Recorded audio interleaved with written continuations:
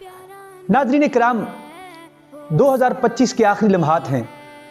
अनकरीब ये साल हमसे जुदा हो जाएगा और हम एक नए साल में दाखिल हो जाएंगे। आइए थोड़ा सा इस साल का मुहासबा करते हैं और गौर करते हैं कितने वो लोग थे जो इस साल की इब्तिदा में हमारे साथ थे या हम उनके साथ थे, जिनको चेहरों को हमने देखा, जिनकी बातों को हमने सुना, जिनके साथ बैठे, जिनकी महफिल का मजलिस का हमने लुत्फ़ उठाया। वो आज हमारे साथ नहीं है। वो आज हमें हमेशा के लिए अलविदा कहकर इस ज़मीन के अंदर दफन हो चुके हैं।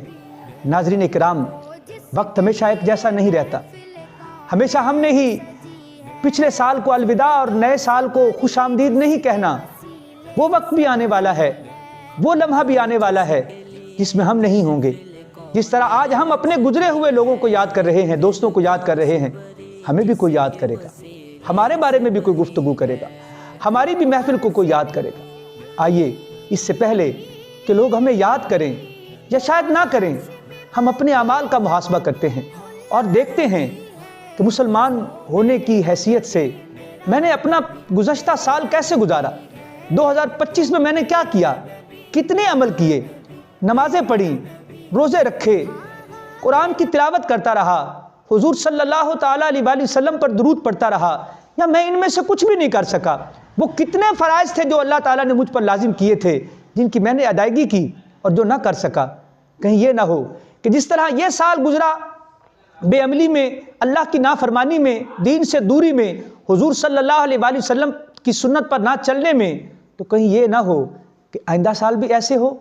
आइए आज कुछ गोल सेट करते हैं, आज कुछ टारगेट्स, कुछ मकासद तय करते हैं, अपनी ज़िंदगी को बामकसद बनाते हैं और ये तय करते हैं कि ऐ बारी ताला, इस गुज़श्ता साल की ख़ताओं को, गुनाहों को माफ़ फरमा और हम आइंदा साल तेरी बारगाह में हाज़िरी देने वाले होंगे, नमाज़ें पढ़ने वाले होंगे, रोज़े रखने वाले होंगे, सजदे करने वाले होंगे, तिलावतें करेंगे और या अल्लाह तेरी इबादतें करेंगे, रियासतें करेंगे, दुरूद पढ़ेंगे, सलाम पढ़ेंगे।